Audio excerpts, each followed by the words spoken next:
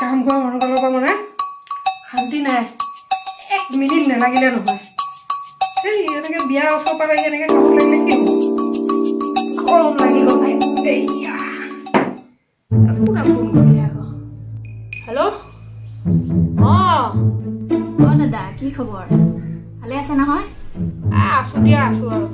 কি খবৰ তোমাৰ? মোৰো ভালে দিয়ক। পিছে বিয়াখন কি হ'বগৈ? কি হ'বগৈ মানে যা-যোগাৰ পূৰ্ণগতিত চলি আছে। তুমি পিছে তেনেকৈ সুধিলা যে? নহয়, মানে এই কৰোণাৰ যিহে তাণ্ডৱ চলিছে, মোৰ মতে 2 দিনমান স্থগিত ৰখাহে ভাল হ'ব নেকি? কৰোণা আমাৰ ইয়াত কিহৰ কৰোণাডাল আছিল? মই সেই প্ৰশাসনৰ পৰা পাৰ্মিশ্যন উলিয়াই থৈছোঁ। মানুহ কমকৈ গেডাৰ কৰিবলৈ দিছে, কৰোণা নীতি মানিবলৈ দিছে। প্ৰশাসনে আহি পেলাই চাই থাকিবহি। এইবোৰ মানুহটোতো হ'বই, এই গাঁৱৰ মানুহ। নহ'লে কোৱাচোন, কাক এৰিবা তুমি, কাক ধৰিবা? 300 মানুহ হ'ব? এইখিনিতো হ'বই। যি আয়োজন কৰিছোঁ, মানুহ নহাকৈ থাকিব পাৰিব। ৰভাখনো ডাঙৰকৈ দিছোঁ নহয়। এই ৰভাখন দিবলৈ একফালে থাকে গছ দুজোপা, কাটাই দিলোঁ বুজিছা। এফালে তোমাৰ সেই আহঁতজোপা আছিলে, আহঁতজোপাও কাটালোঁ, আমলখিজোপাও কাটালোঁ। আকৌ তোমাৰ সেই বেলজোপাও কাটাওঁ বুলি কৈছিলোঁ, দাদাই বোলে যথেষ্টখিনি হৈ গৈছে দে জেগা, নালাগে আৰু বুলি ক'লে। সেইটো কাৰণে সেইজোপা থাকিলে বাৰু। ৰভা যথেষ্ট ডাঙৰ হৈছে। ইমান ডাঙৰকৈ ৰভা? এই এদিনৰ কাৰণে গছ দুজোপা কাটি ইমান ডাঙৰকৈ ৰভা দিয়াৰ কি দৰকাৰ আছিল বাৰু? দাদা, এইহেন সময়ত আপুনি এখন কি কৰিবলৈ ওলাইছেহে? ভাবি চাওক নেকি। এইবাৰ কিন্তু কৰোণা ধেমালি নহয়, বহুতৰে প্ৰাণ গৈছে। ইলেকশ্যন আহি অত গেদাৰি হ'ল, কাৰ কৰোণাডাল হ'লহে? ৰাজনৈতিক নেতাবোৰৰ একো কৰোণা মৰণা নাই, একো ভাওনা বুজিছা। এই ৰাজনীতিক নেতা দলবিলাকৰ চব ভেকু ভাওনা এইবিলাক। দাদা, এই 1 মিনিট ৰ'বাচোন, মই কৈ আছোঁ, ফোনত কথা পাতি কৈ আছোঁ। ৰৈছিলোঁ। কোৱা। এতিয়া আৰু সেইবোৰ কথা পাতি নাথাকোঁ দিয়া।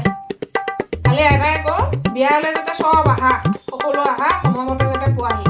এইবিলাক ভয়ভীত নাখাবা, গম পাইছা? এইবিলাক কৰোণা মৰণা এইবিলাক আমাৰ নহয়। ঠিক আছে, হ'ব দিয়া, ৰাখিছোঁ।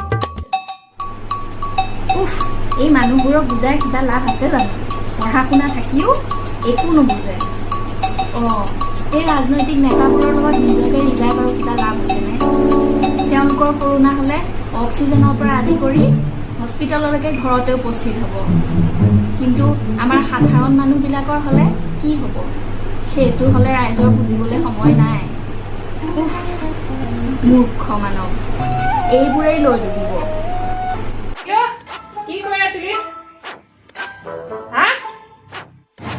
কথা পাতি হ'ল? সেই মানুহকেইজনে সুধিছিলে জাবৰ পেলোৱা গাঁতটো ক'ত খন্দাব। একো এটা কামত তহঁতক দিহা নিদিলে নহয় ন?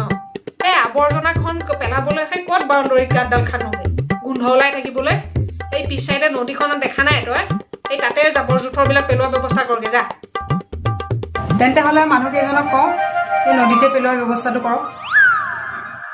এইবিলাকক একো নুশুনা কৰিয়ে ল'ব। হেল্ল', মদন, এই পানীৰ বটলৰ অৰ্ডাৰটো লৈ লোৱা, একদম পূৰা মিনাৰেল ৱাটাৰ লাগিব দেই। সময়মতে দি যাবাহি, 300 বটলৰ অৰ্ডাৰ কিন্তু। ঠিক আছে, হ'ব দিয়া, হ'ব।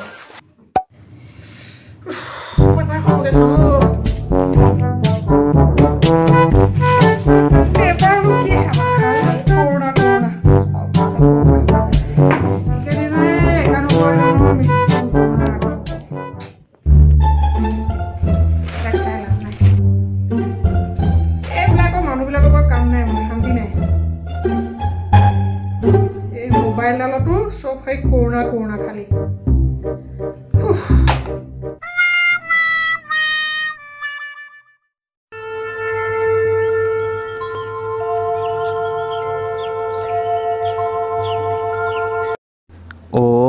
হে নাৰায়ণ কিনো নিদাৰুণ তুমি হে নাৰায়ণ নাৰায়ণ না প্ৰণাম প্ৰভু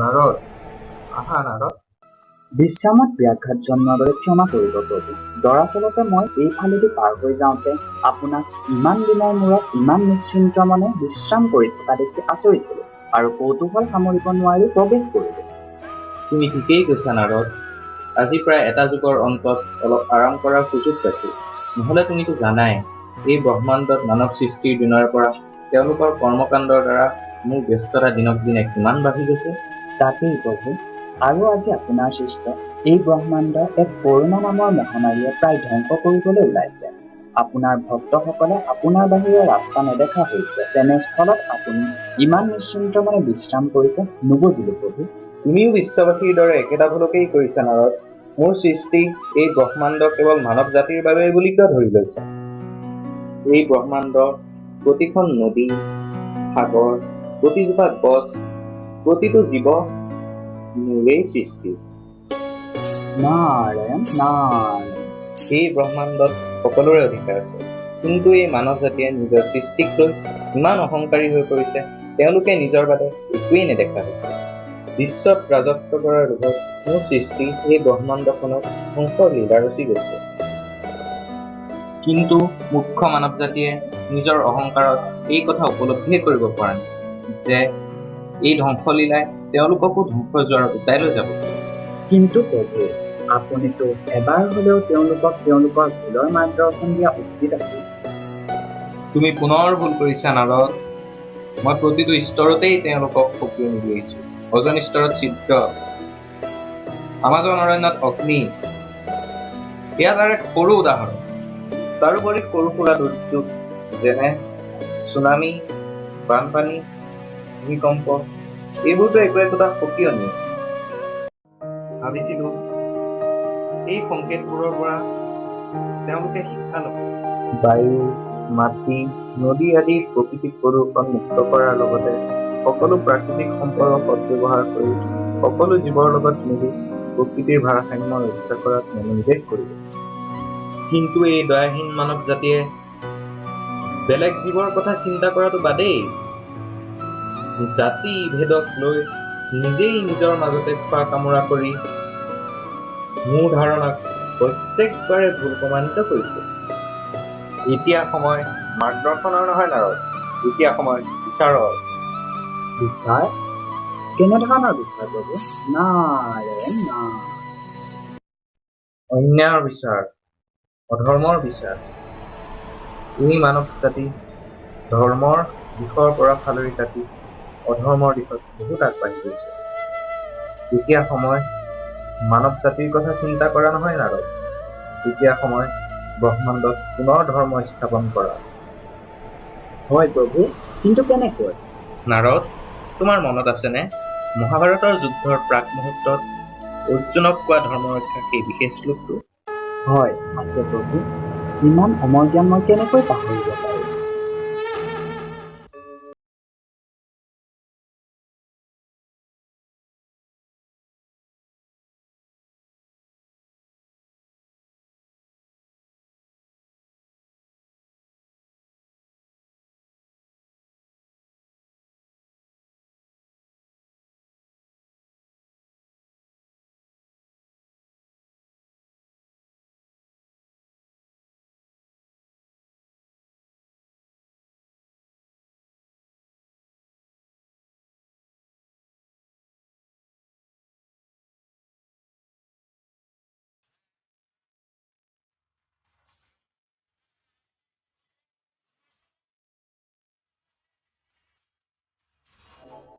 ঠিক ধৰিছা নাৰদ ইয়াৰ অৰ্থ এই যে যেতিয়া যেতিয়া পৃথিৱীত ধৰ্মৰ প্ৰভাৱ গুচি অধৰ্মৰ স্থায়িত্ব হ'ব তেতিয়াই মই অধৰ্মক আঁতৰাই ধৰ্ম স্থাপনৰ বাবে যুগে যুগে অৱতাৰ ল'ম আৰু এইটো যুগত তাৰ আৰম্ভণি ইতিমধ্যে হৈ গৈছে নাৰায়ণ নাৰায়ণ আৰম্ভ হৈ গৈছে কিন্তু কেনেকৈ মই একো বুজিব পৰা নাই প্ৰভু নাৰদ এই যুগত অৱতাৰ মোৰ ইতিমধ্যে হৈ গৈছে আৰু মোৰ এই অৱতাৰৰ নামেই হৈছে কৰুণা। এই কৰুণা অৱতাৰেই মই মানৱ সমাজৰ পৰা অধৰ্মৰ বীজ আঁতৰাই পুনৰ ধৰ্মৰ বীজ ৰোপণ কৰি তাৰো আৰম্ভণি ইতিমধ্যে হৈ গৈছে নাৰদ। বাহ প্ৰভু বাহ, আপোনাৰ মহিমা সঁচাকৈ অপূৰ্ব।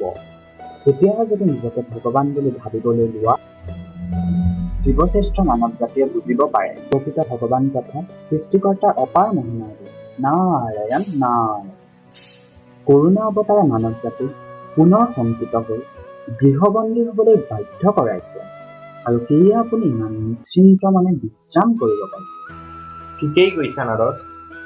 তুমি মন কৰিছানে, এই কৰোণা কালৰ আৰম্ভণিত যেতিয়া মানৱ জাতি গৃহবন্দী হৈ আছিল, নদীবোৰৰ জিৰ শব্দবোৰ কেনেকৈ বাঢ়ি গৈছিল, যেন আনন্দত গীতহে গাইছে।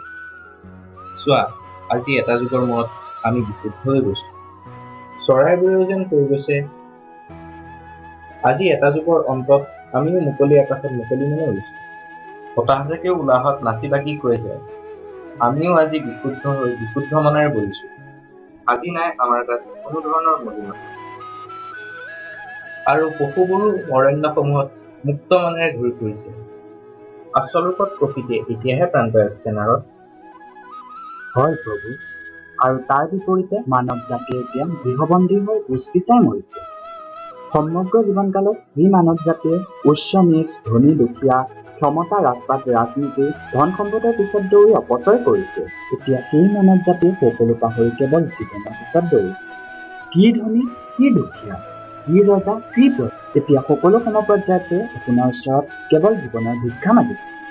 নিজেই জীয়াই থকাৰ স্বাৰ্থত হলেও এতিয়াহে প্ৰকৃত অৰ্থত ইজনে সিজনক সহায়ৰ হাত আগবঢ়াইছে। ৰাজনৈতিক নেতাসকলেও যেন এতিয়াহে প্ৰকৃত অৰ্থত তেওঁলোকৰ দায়িত্বসমূহ বুজি পাইছে, কিন্তু তাৰ মাজতে কিছুমানে এতিয়াও ৰাজনীতি কৰিবলৈ এৰা নাই। হায়ৰে মানৱ জাতি, নাৰায়ণ নাৰায়ণ।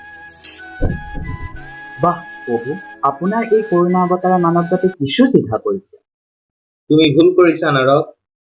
এই মানৱ জাতিৰ খন্তেকীয়া পৰিৱৰ্তনক বিশ্বাস কৰি তেওঁলোক তাতো শান্ত থকা নাই।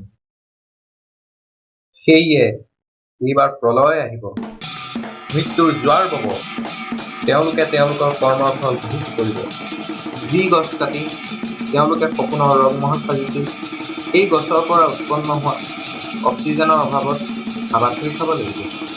প্লাষ্টিকেৰে আৱৰি তেওঁলোকে মোৰ সৃষ্টিক ধ্বংস কৰিব বিচাৰিছিল। এতিয়া নিজেই শেষ যাত্ৰা প্লাষ্টিকৰ মেৰপাতত পৰিবলগীয়া হৈছে। এতিয়া সকলো এয়ে মানৱ জাতিৰ শেষ সুযোগ। এতিয়াও যদি তেওঁলোক চিধা নহয়, তেনেহলে বিনাশ নিশ্চিত, আৰু তাৰ পাছতে সৃষ্টি হব এক নতুন ব্ৰহ্মাণ্ড, যত বিৰাজ কৰিব শান্তি, শান্তি আৰু প্ৰবল শান্তি। ধন্য প্ৰভু, এতিয়া সকলো বুজিলো, আৰু আশা কৰো সময় থাকোতেই যে এই মানৱ জাতিয়ে সকলো বুজিব। আজিলৈ আজ্ঞা কৰক প্ৰভু। নাৰায়ণ নাৰায়ণ।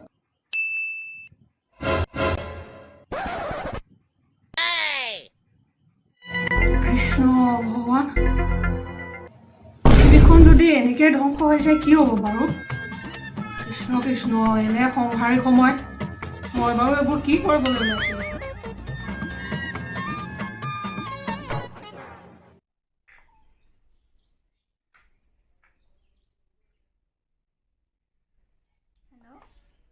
দাদা, কি খবৰ? হেল্ল', পল্লৱী, এই কেঞ্চেল বুজিছা, বিয়া চিয়া চব কেঞ্চেল।